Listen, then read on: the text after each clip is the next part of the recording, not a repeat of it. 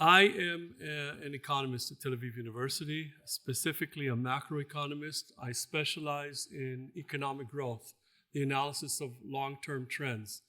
And it's through those visors that I happen to look at Israeli data for the first time 25 years ago. And it not only blew my mind, it changed my life. Once I began looking at this, I couldn't stop. I couldn't put it down because basically I was looking at the end of my country. This is 25 years ago, before the term Startup Nation became a term. We have some of the best universities in the world, phenomenal high-tech sector. You saw what we can do technologically in the past year, and some of our neighbors who didn't believe we still had it saw it as well. So what am I talking about? What's the problem here? Well, we're situated on long-term trajectories that are simply unsustainable. Just to give you a sense of what I'm talking about, I'm going to go much more deeply into this when we speak. But roughly half the kids in Israel today are receiving a third world education. They belong to the fastest growing parts of the population, which means when these kids grow up, they won't be able to sustain a first world economy, which means no first world healthcare or first world welfare, but also not a first world military. In other words, we are headed in the direction of becoming a third world economy, except that we won't because of the neighbors that we have, and they're seeking the opportunity to basically prevent us from being on Earth. So what we're talking about here is definitely existential. And I have spent the past 25 years trying to wake people up, shake them up, and get them to see the big picture, which is really difficult when you're developing into the startup nation and everybody is basically talking about how wonderful you are and in terms of technology, like basically a superpower, a small Silicon Valley. So if it ain't broke, don't fix it. Well, this past 2 years, it became very clear to many people in Israel it's broke.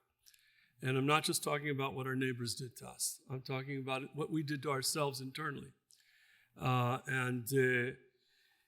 What that created and still is creating is the best and most important opportunity that we've had to actually get our act together. We've received a glimpse of the future. And in several decades, 2, 3, 4 decades, what we saw today, in the past year, or the 9 months that preceded the past year as well as the past year, we will get with compounded interest when the groups that basically comprise the government now won't need criminal defendant to put together a government. And I have to say, put this on the table. We are apolitical, believe it or not, despite what I just said. Okay, we meet with the right wing, we meet with the left wing, with the religious and non-religious. Where we draw the line is on democracy. And that was what was put on the line in Israel this past year.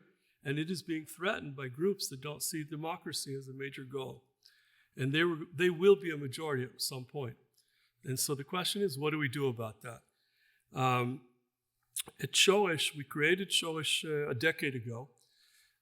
We, meaning Professor Eyal Kimchi from the Hebrew University, I'm from Tel Aviv. He's a microeconomist, I'm a macroeconomist, so it works together in that way. And our goal is basically to take the cutting-edge economic tools that we have in academia and apply them to Israel. And we do it with a group of 8 researchers, including ourselves, all with graduate degrees in economics at the Shoresh Institution. And basically to get the word out, get these findings into everybody's face.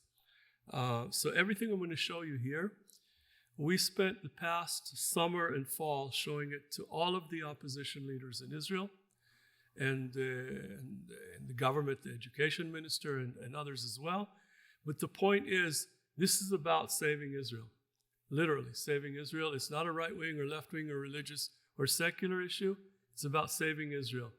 And I want to make it clear, because this is going to include some very difficult things. And many people who are aware of Israel, including the heads of the political parties we met this summer, who I've met with several times in the past, who are familiar with the material, at least at the headline level, are not aware of the gravity of the situation, and more to the point, how quickly it is developing in the direction that will become untenable.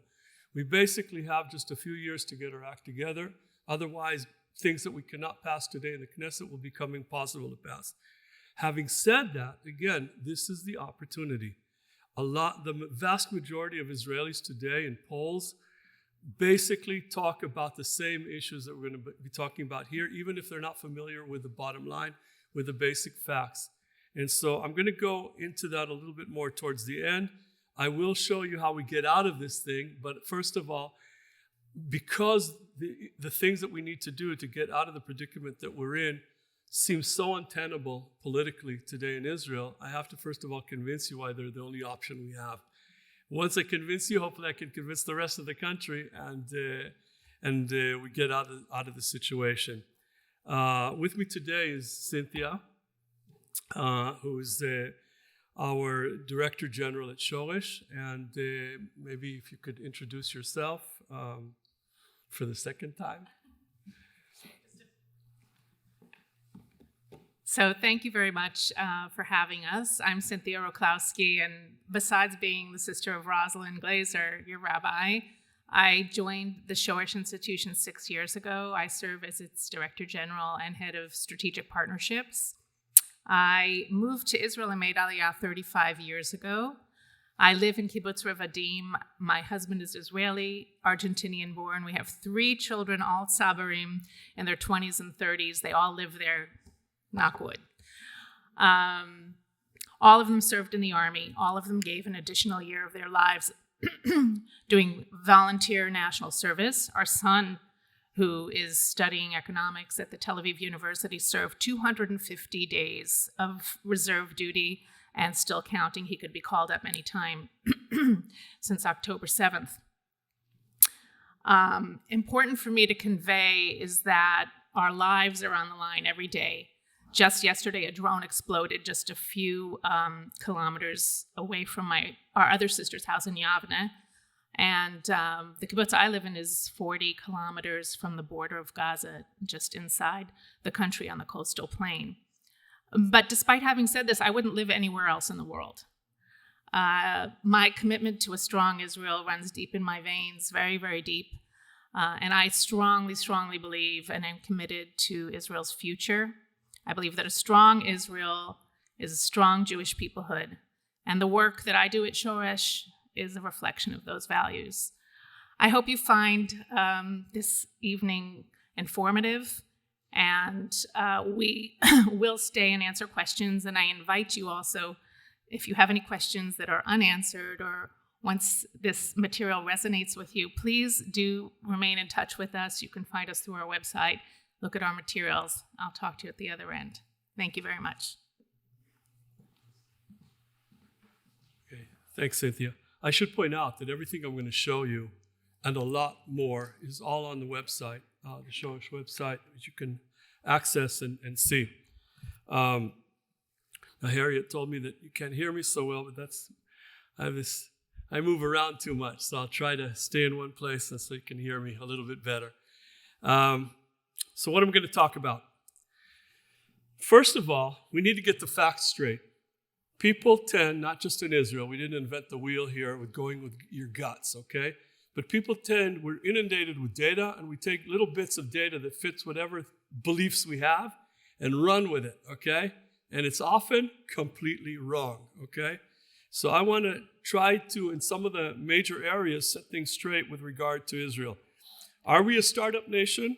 Or are we a nation that has really phenomenal startups? Okay, and I'll make the distinction in a moment.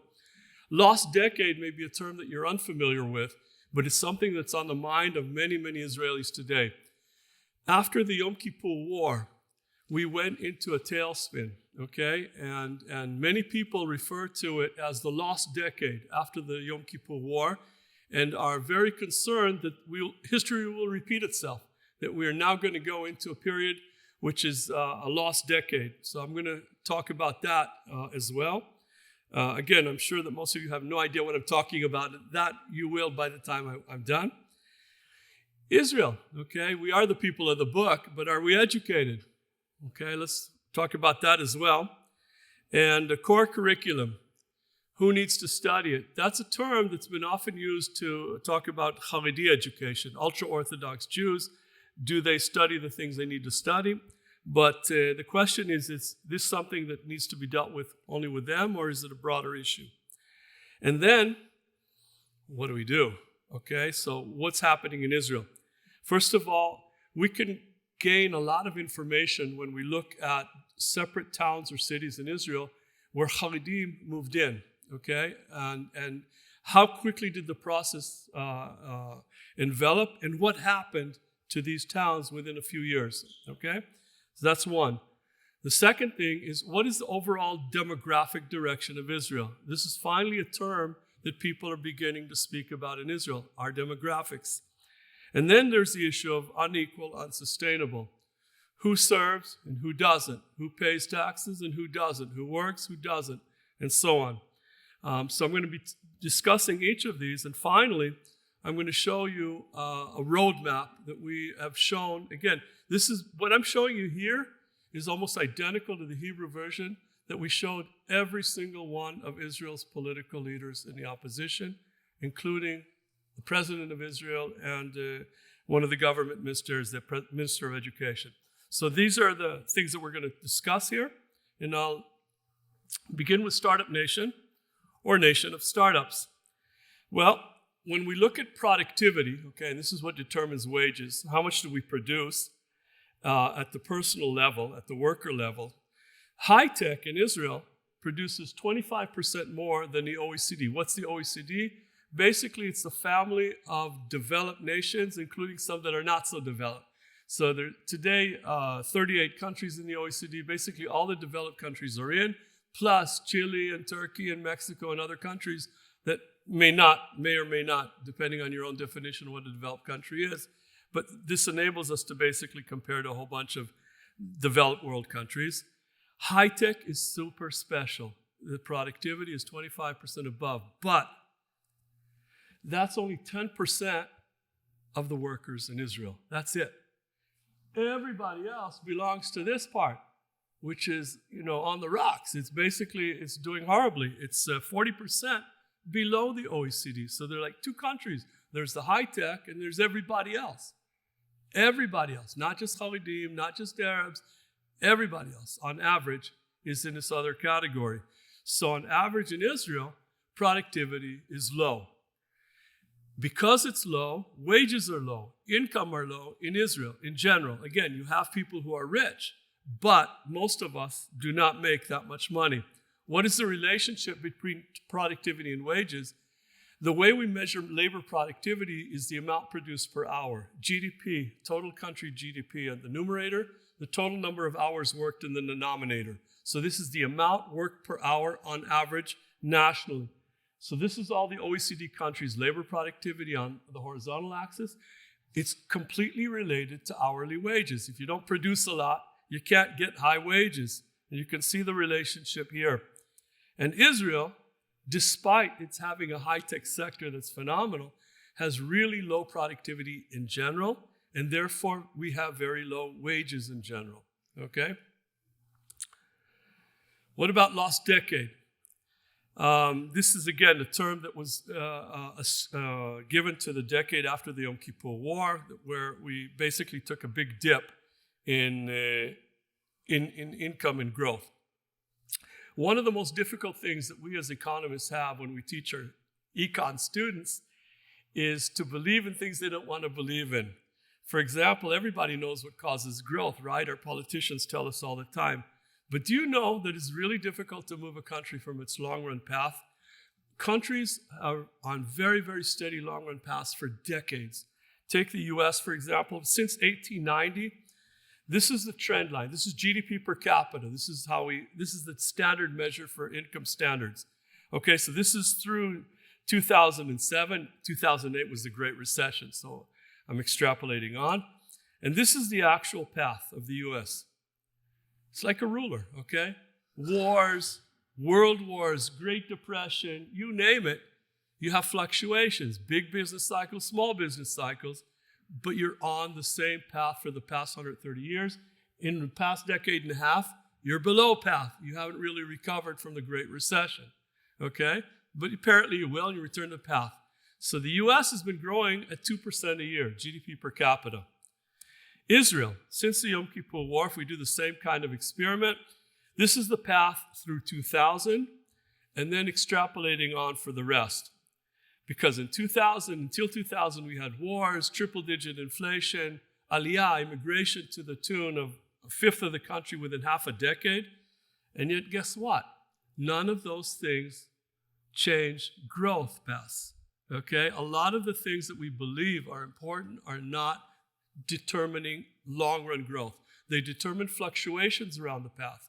You can really screw up a country, but it's really difficult to change paths. Now, here's the problem. The U.S. has been growing at 2% a year for the past 130 years, okay? And we've been growing at 1.8%, but not in one decade, 5 decades. We didn't lose one decade, we lost 5 decades, okay? Again, contrary to popular belief, it's just one decade people are afraid to lose. If we were repeating this process, we're going to be in a heap of trouble for our grandchildren when our grandchildren will be our age. And you can see this is the Intifada. We fell below trend. We recovered, okay? That's what we do. When our back is to the wall, we take care of business and we fix things. Then you have COVID, again, below the path, and then we return, okay? But nothing that occurred during this period affects the long-run path. Why? Because what determines long-run growth, again, as opposed to what most people think, it's the foundations, it's the infrastructure. Not just the physical infrastructure, but probably even more important, the human capital infrastructure, education. Nothing is more important than that, okay? And there are no big changes usually in that regard over time. Not in the physical, not in the human capital. And so countries develop over time along the same path. We'll get back to that. So are we educated if we're talking about infrastructure? Well, here too, many people, including many of my colleagues, we tend to go in the direction of what's easy to measure, quantity of education. But is that what's important? Because when you look at Israel, the share of people with a tertiary or academic education compared to all of the OECD countries, number 2, Avis, we try harder. We have basically so many people with academic degrees, but what this doesn't tell you is that many of these degrees aren't worth the paper they're written on, okay? We're not the only country, by the way, with that issue, but it's not the number of degrees or how many people have degrees. What do they actually know, okay? I'm not going to develop that here. I'm going to develop it in just a second. Another measure, how many years of schooling do people have? Here we became Hertz, okay? I'm talking about 40 years ago commercials in the States, but Avis and Hertz. We're number 1, okay? But to paraphrase Abraham Lincoln, it's not the number of years of education that you have, it's the education that you received during those years, okay? And to point that out, this is a study done by Rick Hanushek and Ledger Westman. Rick Hanushek is a very important Stanford University economist, his colleague from Germany. And what they looked at was the importance of education quality, not quantity. Well, they also look at quantity, but quality on growth. 50 countries over a 40-year time span. What is the relationship between the number of years of schooling, here we're kings, right, and average economic growth over the period? Nothing. A little bit of a positive relationship, but nothing to write home about. But now if we replace education quantity with education quality, what do the kids actually know? Okay, so here you have international exams that are given in core subjects in math, science, and reading. That's what makes the difference, okay? Now I'm showing you a correlation. I'm not showing you how one variable determines the other. we do that in separate studies. They did it in their studies. This is just a nice graph to show because I can show you the relationship. But in fact, I will even show you at the micro level. What you know, what you study will affect not only the country's economic growth, it'll affect your own personal wages, okay? So what do we know? If we look at all of the PISA exams, this is the international exams in math, science, and reading that were given over the past almost 2 decades, since 2006. So this is in comparison with all of the OECD countries who participated in these exams. This is the average multi-year, multi-exam achievement score. And we are basically at the bottom of the developed world. The countries beneath us are not exactly typical of developed countries, okay? So all the relevant countries for Israel are giving a better education. And if you immediately point at the Haredim, you're mistaken. Because the Haredi boys, for example, don't even study the material, so they don't take the exam.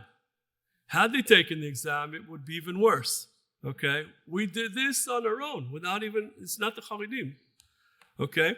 More to the point, we have like 4 separate streams of education. The Haredi, again, this is not because of them, but we have the secular Jewish, religious Jewish, and the Arab or Arab-speaking schools. So at the top of the streams in terms of achievement are the secular schools, the non-religious schools, and they're below the majority of OECD countries. This is the best. Then we have the religious schools in Israel, not religious Haredim. This is religious that work, they go to the army, modern Orthodox to, I don't know what the comparison here. But their schools are horrible. They're below 80% of the OECD countries. The Arab-speaking kids in Israel, it's as though they don't even belong to the first world, okay? They're below many third world countries. Now, if we were to do a similar example like this to the United States, so the U.S. isn't anything to write about, okay, in terms of education in general. Of course, we would be very happy to be in your position, but suppose we did a similar thing to the U.S., divide U.S. up into 4 groups, whites and blacks and Asians and Hispanics. What would it look like? It would look like that. Okay, so the Asians and the whites are way up there. Asians are way, way up there. Way below are the Hispanics, who are above Israel. Then the blacks, who are below Israel, but above the Arabs in Israel, who are above the Haredim in Israel. Okay? Now, the ones that I skipped here, the Arabs in Israel, if we compare them just to Arab countries that participated in the most recent exam, there were 6 of these. This is how they compare. They're below half of these Arab countries that participated in the exam. When we go into the demography aspect of this, first grade last year, 22% of the kids are Arabic speakers in Israel, okay? Which on average are below many third world countries, the education they receive. Obviously not all of them, but on average, that's what it looks like.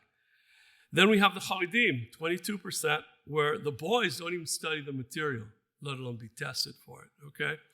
And then we have what we call the periphery in Israel, the Jewish geographic periphery or social periphery. These are places where in a normal country they would be suburbs. In our case, they're like outlying periphery areas that nobody really wants to live in or go to school in. And that's what I meant when I said earlier, roughly half the kids in Israel today are getting a third world education. And they belong to the fastest growing parts of the population, which means we have a limited time clock here, things that have become extremely difficult to pass in the Knesset to change direction. I'm going to talk about some of these at the end. At some point, they'll become literally impossible. There is a moment, there's a democratic point of no return, where if we pass that point, game over. It's not good. The sky won't fall immediately, but there's no way back, okay? And again, Israel is a country, when our back is to the wall, we get our stuff together. And the question is, will we understand what's on the line here and take care of business while we still can? What about a core curriculum? So who needs it? when we look at the increases to wages from what we study in high school, this is basically a study done by Eyal, by my colleague at Shoresh. We had the Central Bureau of Statistics in Israel put together a database that includes everyone, every single person born in Israel over a multi-year period, because we each have IDs. And so you can go to the schools and find out what each kid studied in school, what their grades were, what the level of math they studied or level of English. Did they go to college? Which college? Who are their parents? How many siblings? Did they go to school in the periphery or elsewhere? So we don't need the personal information of everyone. Central Bureau of Statistics put it together. Basically, we have 100 attributes of everybody born in Israel, again, over a multi-year period, which enabled us to control for all of the other factors and net out what we were interested in. Doesn't matter what you study in high school, okay? And when we compare, for example, English, if you study English in high school, 5 units in high school of anything is the highest, then 4, then 3, and on down. So the increment to wages relative to kids who did not study English at 3 levels and up is an increment that you see here. More for girls than for boys. These are all the statistically significant results, okay? Now, math for girls. The higher the level of math, the greater the wage increment, okay? And this is math without any science. Now, you hear people here in the States always talking about STEM, right? Because it includes science. But what science are you including? We can have an answer here, okay? This is what it looks like for boys. It also increases with a level of math. But now, when we talk about the boys and the girls with 4 units of math, let's add science. Biology, chemistry, physics, and computers. And see the boost, okay, for girls and the boost for boys. And now if we take the boys and the girls who studied math at the highest level and add the highest levels of the STEM courses, of the science courses, the bang for your buck is higher. In fact, the best combination is 5 units of math, 5 of physics, and 5 of computers, and more for girls than for boys. Now, one of the things that we know in Israel, girls do not study science nearly as much as the boys do. Boys don't study that much either. Girls much less. And when they do study science, you know which science they study? Biology, which gives you the least kick financially afterwards, okay? So basically, we know how to give pointers to policymakers. What are the issues that need to be studied, at least in terms of what affects you economically afterwards, okay? Obviously, not all of the issues, but there are ways to deal with this. So what about the Haredim? Since they don't study the material, they don't get tested because of their political power. They don't get tested. But we have a Bank of Israel study that was done several years ago, and it looked at all of the neighborhoods where Shas, one of the 2 Haredi, ultra-Orthodox parties, went into in the 90s.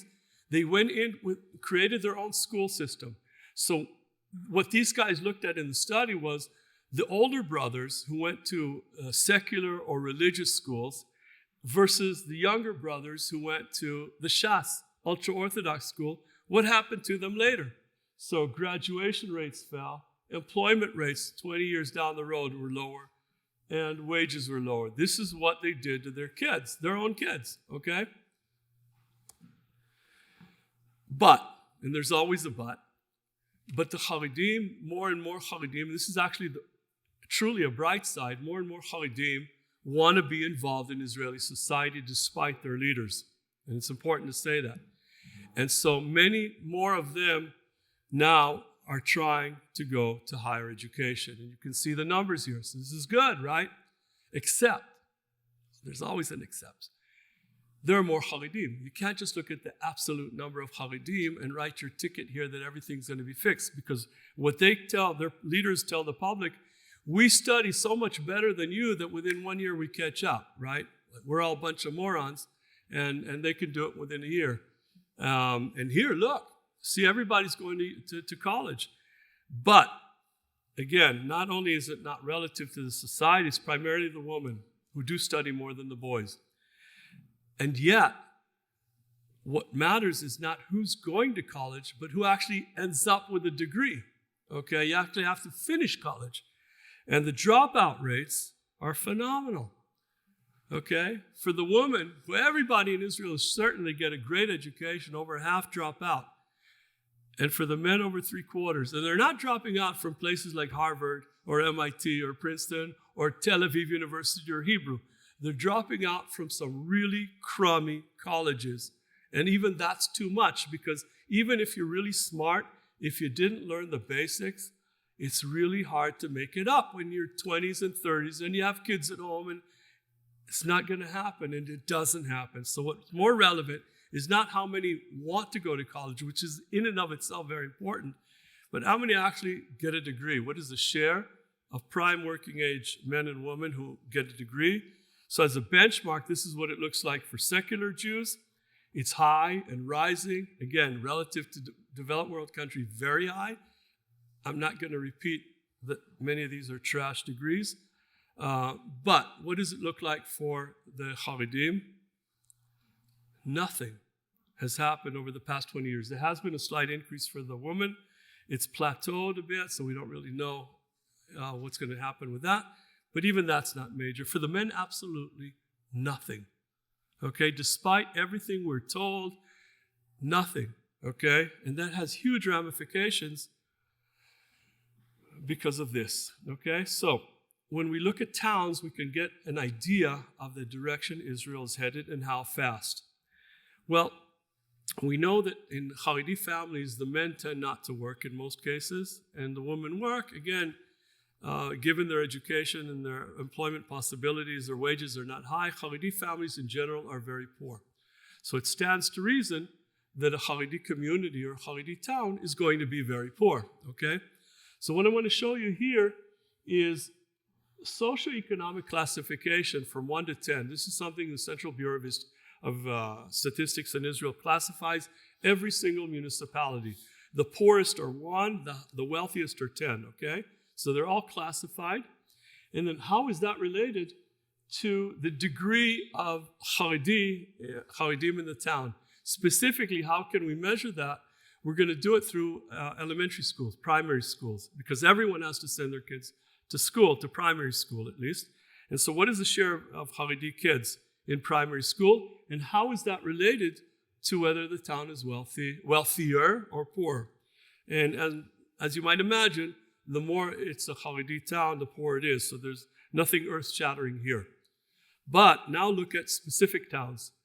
One town, which happens to be the biggest city in Israel and also our capital, Jerusalem. If we look at the primary school kids in Jerusalem, what is the share of secular school kids and religious school kids, non-Haredi, over the past 3.5 decades? How has it developed? Secular kids were 1/3 of the kids in the late 80s, early 90s. They're 9% today, okay? They just left. The religious, it's also declined, nothing like the secular, but still a decline. And in fact, when we look at the distribution, the most recent data on the distribution of primary school kids, you can see what Jerusalem looks like. 46% are Haredim, 1/3 are Arabs, 11% are religious, 9% secular, and you can see what's happening to those two small slices over time. So how has that been translated into migration? When we look at how many Jews left Jerusalem for every 100 that migrated to Jerusalem, you can see the trend here. More and more are leaving. Now, the data doesn't tell us who they are, religious, non-religious, so on, but you can see from the school data, you can get a pretty good idea of that. Now, here's the problem. The people who are most educated, most skilled, are generally wealthier, okay? And so what happens is a huge and growing dependency of Jerusalem, the town or the city, on Israel, the country, just keep its nose above water financially. This is what it looks like, the income from municipal taxes versus income from the government. The baseline is 1985. You can see, especially in the past 15 years, how they've increasingly become dependent on Israel. Now, Jerusalem has Israel to take care of it when it becomes all Haredi or Arab, okay? What happens if Israel becomes Jerusalem? Who's going to take care of us? Okay? So to broaden this a bit further, when we look at the socioeconomic classification of Jerusalem, when this process in the schools was happening, again, 1 is the wealthiest, 10 is the wealthiest, 1 is the poorest, and compare them to 3 other big cities in Israel. Most cities don't really change very much. And in case of these 3, Tel Aviv is a relatively wealthier city. It's at number 8, 2 rungs below the top, and remained that way. Haifa, 1 rung below, very steady. Beersheba in the Negev is a middle-class city, very steady. Now, take a look at Jerusalem. Jerusalem began like Beersheba. But this is what happens when you drive out the most educated people in your town, okay? You become very poor and very dependent on others. So now, what I want to do is broaden this. Look at every single town in Israel. Some became wealthier, some became poor, some remained the same, some remained the same. Of all those who fell in their socioeconomic classifications, who fell the most? And by how much? The biggest fall was like Jerusalem's, 3 rungs on these classifications. Nobody fell by more than that. And there were 4 such towns. Jerusalem, a town called Bet Shemesh, Arad, and Givat Zev. All of them fell, okay? And what I want to do now is basically show you how the composition of these towns changed and how rapidly it changed over this time. Now, the direction they're heading is of towns that began as Haredi towns and remain Haredi towns. This is the direction that all these towns are headed right now, okay? So if we look at the schools, primary school registration in each of these municipalities, okay? So in Bet Shemesh, in the year 2000, 36% were Haredim, just over a quarter were secular schools, and the remainder were in the religious non-Haredi schools. This is 24 years ago. Within 24 years, only 24 years, yeah, I told you, this is happening faster than anybody imagined, okay? 85% Haredim, only 4% are secular, and the remainder also driving out the religious Jews. Arad, which was a fairly secular town. 75% of the kids in elementary school were in the secular schools. Only a fifth were in Haredi schools. Within 24 years, 2/3, just over 2/3 are Haredim, and a quarter are secular. Givat Zev, no Haredim in 2000. In fact, no Haredim in 2010 either, which you can't see here. All the rest were either secular, primarily secular, or religious Jews. This is all since 2010, okay? In other words, it's not just fertility that matters here. Fertility is vitally important, which we'll talk about in a moment, but it's also an issue of intolerance to others, okay? You cannot remain in your town and think that you can behave the way you did when you have people who decide, no, you cannot drive anymore on Shabbat. You cannot turn up the music. You cannot do it. We'll stone you. We'll basically break your bones and spit on you.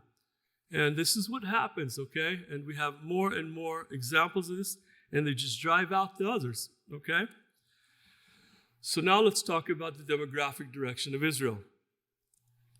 Fertility rates in the country for all of the different groups look like this. This is what it looks like for the Jews and for the non-Jews. Basically, we're talking about a situation here where the Haredim have 3 times the number of children that the secular, traditional Jews, the Druze, and the Christians. By the way, the Christian Arabs are the more educated Arabs, therefore they have education matters. It affects the fertility rates, obviously, not just in Israel, everywhere in the world. And as a result, you can see these big changes here. Now, our government right now comprises 6 parties, Likud and 5 others. 2 are ultra-Orthodox, and 3 which ran together, but basically split up into 3 messianic, extremist, Jewish supremacist groups. These are the birth rates of the people who basically represent these parties right now. Okay, so this is what I meant earlier.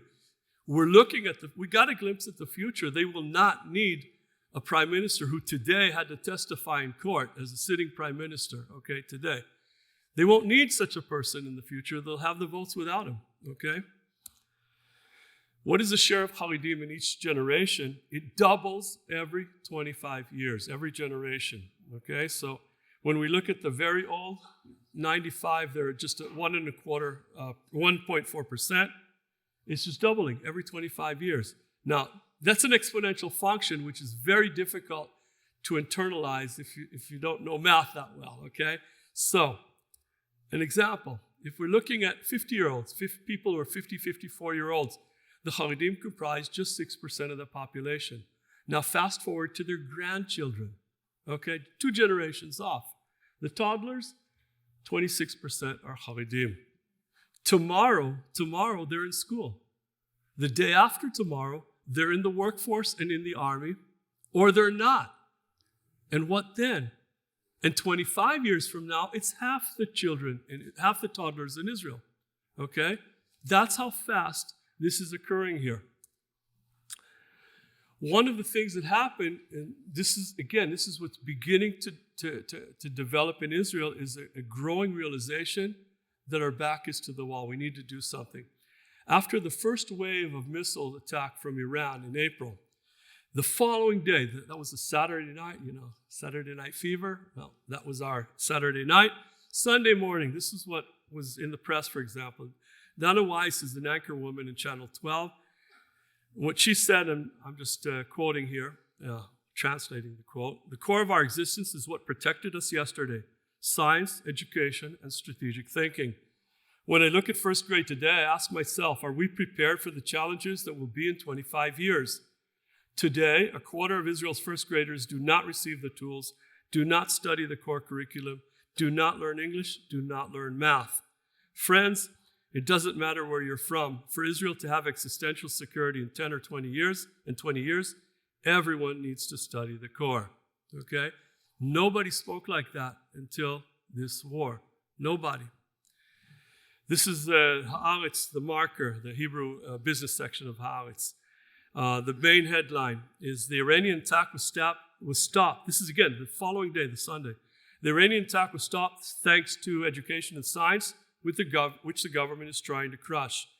The smaller text, the sub-headline or lead, Israel was able to shoot down 99% of the missiles because of the technological advances and alliances with the United States. But the government insists on working against these advantages by weakening the schools and weakening higher education. And you have no idea what kind of laws right now, this week, they're trying to pass in Israel against higher education. In fact, I'll give you an example, okay? So it's not part of the prepared, but one of what they're trying to do now, basically, one of the reasons universities in Israel are among the best in the world is because when they were first built, they were put in a separate authority from the government. The government cannot control the university, the public universities, but politicians cannot control it. They have a separate body which includes not just people from higher education, but also public representatives, but not politicians, okay? Very important. And it worked fairly well until recently. The law that the government now, this past week, wanted to pass, it put only a part of it forward yesterday in the Knesset, is that the power will move now to the education minister, who will decide who of the faculty members is inciting, is saying bad things, and so on, and can fire him, no pension, no anything, just remove him from academia. Why am I telling you this? Because I wrote an article, an op-ed, 20 years ago. And it was a time when our education minister was proudly announcing the big achievements in the most recent PISA exam. Okay, now, I as a novice, I hear big advances. What happened between this exam and the previous exam? I went and looked at the statistics, and it turned out that Israel, you're allowed to remove from the sample up to 5% of the kids. live in rural areas, special ed, and so on. We removed 25%, okay? So clearly we improved because we selected a sample that would do better, okay? So I wrote this little op-ed about how we're manipulating the data. I get a call a few days later from the university president. I don't know the university president. What do I have to do with you? So you don't know who just called me. The education minister just called me demanding that I fire you immediately for lying about Her Majesty. So she didn't even understand the limits of her power, but now they're trying to do it formally, okay? So just to give you a sense of what we're talking about here. Unequal, unsustainable. The standard maximum amount of reserve duty until the war was 18 days if you were a non-officer and 28 days if you were an officer. And this was up to the age of 40 or 45, you would be doing reserve duty. Now, this is old, by the way. We need like double that amount. We had a huge number of killed and injured, and we need more basically just to defend the borders right now because we learned what happened when we were so thin. So clearly we need more. The IDF is screaming for more. And since they can't find a government willing to help out in that regard, they put forward a regulation for the day after the war. This isn't for the war. The steady state in the post-war period will be a maximum of 42 days or 55 days, depending on what kind of a soldier you are in reserves and for a longer period of time. Now, who can work at a steady job and be away for 2 months or a month and a half? Who's going to hire somebody like that? Who's even thinking about the economic consequences? That's a steady state. This year, people serve 200, 300 days in reserves. Okay, but it's a war. We're talking about post-war, when in fact, when we have Haredim who do not serve, the number of Haredi men in the ages of 18 to 20, nearly 40,000. The number of Haredi men, reserve age included this time, over 200,000. It's like, what's the deal here? Open your eyes. And this is something that's crossing all of the lines in Israel. The religious are pissed off, not just secular. It's everybody, right-wing, left-wing. And the inequality just screams to the sky, okay? But it's not just in that. When we talk about money, who pays taxes and who receives benefits, an average non-Haredi Jewish household pays on average about 4,500 shekels a month and receives benefits to the amount you see at the top, but they're minus 2,200 in general. Arab Israelis who are poor pay less taxes, and this is the benefits that they basically are even. They're in the plus column by 300 shekels a month. The Haredim, who are also poor, pay little taxes, but because they have huge political power, get a lot of money. So they're getting like nearly 3,000 shekels per household each month. And this is an underestimate because it doesn't include the cost of in-kind, of all kinds of subsidies and all kinds of other benefits that they receive. We talk about income tax. Who pays income tax in Israel? So this isn't all the tax. It's the direct taxes, the income tax. The top two income deciles, 20%, pay about 90% of the income tax. And that's slowly rising because we're leaving behind more and more of our population who's not in the game, okay? In fact, half the population is so poor, they don't reach the bottom rung of the income tax ladder. They pay no income tax, okay? And we're not doing anybody a favor by giving them a good education. We need them, okay? And we need them to have the skills to work in a modern economy, to know what they're voting on when they have votes, okay? So they can ask critical questions of the people they're thinking of voting for. When we talk about high tech, so I already showed you that roughly 10% are employed in high tech. These guys alone are responsible for half of our exports. Half. And in fact, not all of these guys are high tech people. Only 6% of the workforce is in high tech occupations in high tech. When we talk about the healthcare sector, it's rather big. How many physicians do we have? And what is their share out of the adult population, 25 and up? 0.5%, 0.6%. Who teaches the physicians and the engineers and the computer scientists? It's the university's senior faculty, 0.1%. In other words, we have a country of 10 million people today. You don't need 1 million or 2 million to get up and go to have a disaster. This group, that group, and that group, together, less than 300,000 people. Entirely, not all of them are geniuses, okay? If you have a few tens of thousands, possibly just a few thousands of the right people deciding, game over, this country has no future, it will not have a future if they get up and leave, okay? That's where we're at right now. That's the precipice that we're at. We have to show them a vision. We have to show them that we know what the root Shoresh, that's the name of the institution, what the root issues are. And that somebody's actually going to tackle that and deal with it, okay? Again, what we need to do, I'll get to in a moment. When we look at brain drain, the number of immigrants, people, from all the people who got academic degrees in the years 1980 to 2010, how many left, how many returned? For every such person who returned in 2014, nearly 3 left. That was already up to 4 by 2018. The direction is obvious because Israel is below the U.S. and other countries in income and pulling further and further behind. You saw the growth rates, okay? The bigger the gap, the bigger the incentive for some not to remain in Israel. When we look at physicians, okay, this is all pre-war, all pre-war.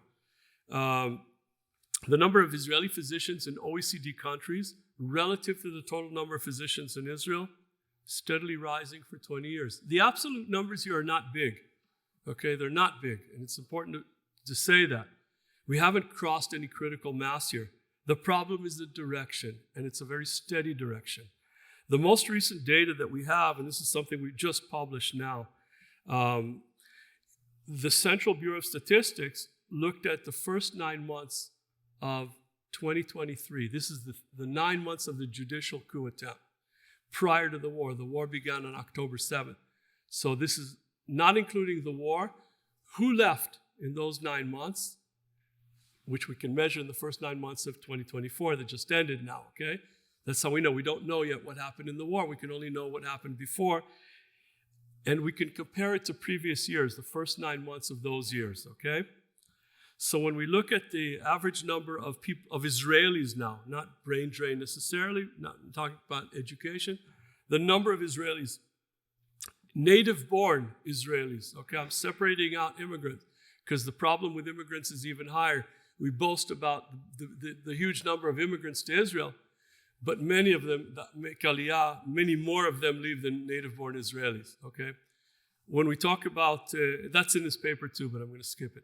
When we talk about Israelis, for the period preceding the judicial coup, okay, before all of the terrible 2 years, even then we have many more people leaving, 44% more leaving than returning, native-born Israelis.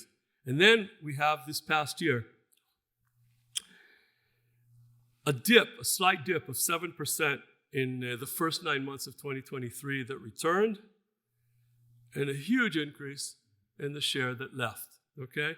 This is not irreversible, by the way. I mean, it's very possible that many of these people, if we get our act together, will still return. I don't believe we've crossed the point of no return, and I don't think you should either. We need now to fix things. That's the main point here, because the direction is very clear. All of this led to the sharpest letter I've ever seen Israeli economists, any economists write. Okay, as academics, we hedge our words. We put 1 million footnotes and footers and all kinds of explanations. You know, we're saying this, but on these conditions. No, this is a very, very sharp letter by basically the cream of the crop of Israel's economists. And what did they say? What I'm going to read for you here is not me at this point. It's not the Shoresh Institution. These are the top of Israel's economists. The language, I've never seen anything like this before. This was at the end of May when the Supreme Court had to make a decision about the Haredi draft, whether they need to be drafted or not. The bold is not me. It's in the letter, but I'll read you the bold. In light of this, we, Israeli economists, are issuing a clear and emphatic warning that the combination of policies of Israel's governments over time and the high growth rate of the Haredi population is leading the country towards an abyss, one that poses a very real and a very grave threat to Israel's economy and society, including to the Haredi community itself. And by the way, the data here comes from us, but I did not write this letter on purpose. I did not want to be the one that writes it because everybody in Israel pretty much knows what I think. And this was important that somebody else write the letter and other people sign it. Without a change in the current trajectory, these processes endanger the country's very existence. Many of those who bear the burden will prefer to emigrate from Israel. The first to leave will be those with opportunities abroad: physicians, engineers, high-tech workers, and scientists. Israel's remaining population will be less educated and less productive, thus increasing the burden on the remaining productive population. This, in turn, will encourage further immigration from Israel. This process of a spiral of collapse in which increasingly larger groups decide to immigrate will further deteriorate the conditions of those who remain, while severely impacting populations with fewer immigration options, including the Haredi population itself. This issue of spiral of collapse, it happens. I mean, you could see it in Venezuela. You didn't need a war in Venezuela. All you needed was a Hugo Chavez, basically. A country swimming with oil lost its doctors and engineers and so on, just like that, within a few years. Lebanon, Beirut used to be once upon a time called the Paris of the Middle East. What Paris and, who's Paris? This happens. You can see it beginning to happen from Russia and from Ukraine now. These things are processes like a bank run. Once it begins, it's very difficult to stop, especially when it takes off. So I'm not going to read you the whole thing. This is a clear and present danger to the country, one that we assess has a very high probability of realization. The bottom here. We are sounding the loudest possible alarm. History will not forgive Israel's current and future leaders over the entire political spectrum if they stand idly by. Okay, so now to wrap things up here.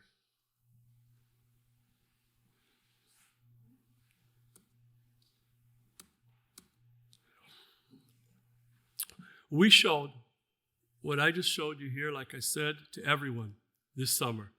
Naftali Bennett, right-wing religious. Yair Lapid, center. Both of these were in the government, prime ministers, the previous government. Yair Golan is left-wing, okay? Same thing to every single one of them. Benny Gantz. Some of these you may be familiar with, others you may not. The leaders of every single one of the parties in the opposition. The president of Israel. Everyone saw the briefing you just saw. Gadi Eisenkot was the former chief of staff. These two are among the leaders in their party. Gideon Sa'ar. This is in the Knesset this summer. Everything, we just went ballistic this summer. We decided we're going to try and bring these people together. Something that can overcome their differences on the traditional issues and fix what needs to be fixed here. Yoav Kish, this is the education minister. He's the only one in government willing to talk with us at this point. Basically, willing to talk to us is the right expression, because that's basically what he wanted to do, just talk and not listen. Moshe Leon, the mayor of Jerusalem. All of this is really right now in the past few months. So we decided to do something else. We decided if it's not enough to meet the political leaders. By the way, every single one of these guys agreed with what I'm going to show you. 4-point plan, okay? They all agreed with the points. The problem is to bring them together. And so what we did, what we've started to do now, is to meet with editorial boards of some of the top press in Israel to try and change the public discourse to these issues. So Ynet is probably the top news site in Israel. Israel Hayom is a right-wing paper that was created by Sheldon Adelson, basically to benefit Bibi in the past. And Makor Rishon is right-wing religious. In fact, these guys right here asked me to write an op-ed for them to reach their audience. We're coming together on these main issues here. And that's one of the things that's never happened before at this scale. And that's what I'm trying to convey to you, despite how dismal the picture I showed you. There is reason for hope here in the sense that we can do things. So what do we need to do? Okay, so 2 objectives here. The first is to return the country to a sustainable trajectory, okay? And the second one is to make sure that we remain on that trajectory. 4 things, 2 in the first, 2 in the second. The thing we need to do is overhaul our education system. We don't need to make this about the Haredim, because it's not. Our education system is simply the worst in the developed world, bar none. We need to fix the entire thing because we're losing entire population groups. But, and that's the big but, leave no one aside this time. No 4 streams. Everyone needs to study the same core. The same math, same science, same English, same Hebrew, same civics, so they know what the difference between majority rule and tyranny of the majority, so they question their leaders. We have to have at least some kind of a basis here that will protect a liberal democracy in Israel. You want to be Haredi, be religious, be whatever you want. But those are the rules of the game, because that's the only kind of country that will keep the people in Israel that are shooting down missiles, that are blowing up pagers, and that are basically keeping us on the map economically, okay? How do you force people to pay attention? Money. Again, this is probably the best period to do what we need to do.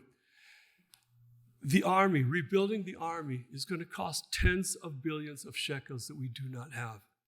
Rebuilding the north, rebuilding the south, rebuilding the shattered lives of people. Further tens of billions of shekels. We're talking about a scale that we've never, ever had before, which means we now are entering a period where we have to focus on the national goals here. These are the things that we need to do to protect Israel, to return to our borders. We need to focus on the national issues, which means we do not have excess money for sectoral issues, for coalition issues, for all of the things that we've been spending on. We do not fund, in my opinion, we should not fund anymore any school that does not teach a complete core curriculum. End of story. I mean, you have to be a part of the ball game here. No other option. We cannot finance lifestyles of non-work. We have one of the lowest labor force participation rates in the world, in the developed world. Okay, why? Because we finance people, we enable them because they have a lot of political power. Okay? So, what do we need to do? We need to do these things. How do we do it? Basically, and how do we make sure that the next government doesn't overturn everything? We have to change the system. Okay, we don't have to invent the wheel here. And this is not my area of expertise, so I'm not going to expound on what I think we need to do. But clearly, we need to reevaluate how we're running things. We don't have checks and balances. Our executive branch already controls the legislative branch and now wanted to start controlling the judicial branch. There's got to be separation here. The executive branch also has to run properly, basically have ministers that actually know what they're talking about, know something about the ministries that they run, and so on. And then, 4th thing, nail this down in concrete with a constitution. We need a constitution, something. By the way, these last 2, if we don't do this one, in 20, 30 years, the population will be such, the demographics will be such that they'll be able to overturn all of this. That's why this is just to buy time to do this, so that in 20, 30 years, we won't have a majority in the population that wants us to become a country that's not a liberal democracy. Okay?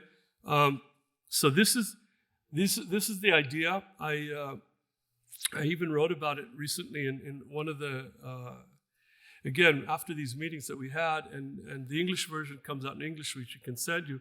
This comes with an action plan. Because the politicians, like I said, every single one of the people you saw here agreed with all 4 points. All of them. But there was always a but. Yes, but you guys need us. We need to go and speak with the other politicians to help to join me. Okay? Some of them said, but this has always been my platform, but the others now have to do. Everybody's playing these political games, all right? So the action plan part of this, which is not here, again, it's like pie in the sky kind of things right now. But if we don't do it, I don't know how else we're going to do it. Create one party for all of the opposition, everyone, with only a platform of 4 things, these 4 things. Create a government. You have a majority. You have like 70% of the votes. Many of the people who vote for Likud will vote for these guys as well. The majority of Israelis are sane, be they right-wing, left-wing, religious or not. They want the country to exist. If you do that to these guys, that's what we're saying. If you do that, do these things, and then disband after a year. And we go to elections in a new system. Then you go back to being right-wing, left-wing, and whatever you want. But it's going to be a new system where you don't have all the fringe groups here running the show. So I began with a list. Let me wrap it up. We're not a startup nation. We just have a lot of really ingenious startups in the nation. Lost decade? No, 5 lost decades. Are we an educated nation? You decide. Half the kids are receiving a third world education. A core curriculum, who needs it? Everyone. What about the moments of truth parts? The municipal moment. Haredi towns have Israel. Israel has only itself. What happens when Israel will begin to resemble the Haredi towns? Who will take care of it? Who will defend us? The demographic directions, the population share of the Haredim is doubling every 25 years. Unequal, unsustainable, say no more. The roadmap, basically 4 things. Overhaul the education, overhaul the money, change the system of government, and write it in stone in a constitution. So that's what we do. And Cynthia, if you could add a few more words, and I'm opening to questions, whatever you have.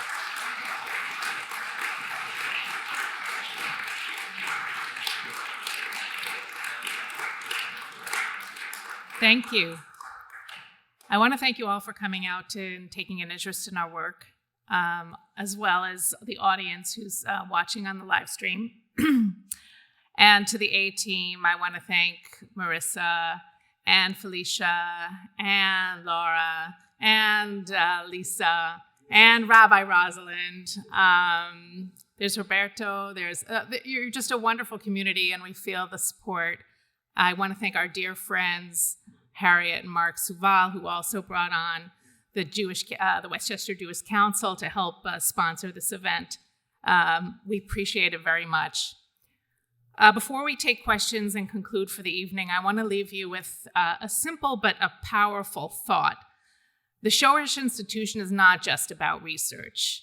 We're about shaping Israel's future and creating a sustainable and secure future for Israel and future generations. The work that we do at the Shoresh Institution that enables us to remain an independent and nonpartisan organization is thanks to our supporters. This year we have an extraordinary opportunity. We are able to match every dollar donated thanks to a $100,000 matching grant. So your generosity will count twice as much and help us to continue in our work to do the research, to disseminate the research, and to help influence Israel's policy and long-term sustainability. I would like to leave you with that thought when you are entering the giving period, the end of the year, your charitable giving. Please keep us in your thoughts and help sustain us. We do not have funding from any government, and this is on purpose, not Israel's government, not any government, so that we don't have any external agendas influencing our root agenda, which is looking at the internal root existential challenges that are threatening Israel's future. Together, we stand. And so I leave you with that thought. You can take one of the flyers that we created on the table on your way out, enter our website, sign up for our newsletters, look at the resources. We would be very pleased to continue the conversation with you and come back and meet additional audiences, so keep that in mind as well. So you're welcome to join us any way that you see fit. And thank you again for your support and for your interest in our work.